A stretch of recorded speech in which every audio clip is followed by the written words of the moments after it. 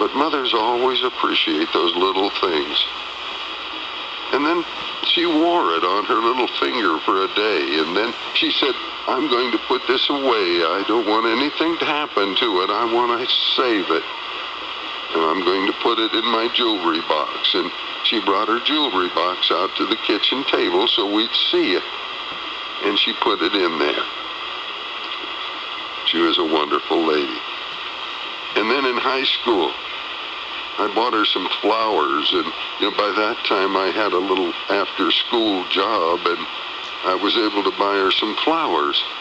And I bought her carnations. I always thought carnations were the prettiest flower, and they smelled so good. In those days, they smelled wonderful. I've had an opportunity to smell carnations from a modern florist, though, and they don't have a smell or odor or scent to them at all. Oh, if you get those little tiny ones, they smell like cinnamon. But a big carnation, those days, real carnation, one made by God, had a wonderful fragrance to it. And I remember how appreciative she was of that. Oh, Jacob, you're so thoughtful. I am so glad that you're my boy. And sometimes I'd think about that. I'd stand out in the yard or sit on the back porch or sit up in the top of my walnut tree. And I'd think how fortunate I was. Because by that time I'd read the Encyclopedia Britannica a lot. I'd get in there and look at those pictures. And I knew that I was a fortunate young man because I was born to my mother, and because I was born in California, and because I wasn't born over there in New Guinea or Africa or in China where everybody was starving to death. I knew they were starving to death because my mother always told me that. Just eat your dinner. Those people in China are starving. Your mother did the same thing. Now, my mother is 96 years old. She's still alive. She's in a rest home. She doesn't remember hardly anything of her life.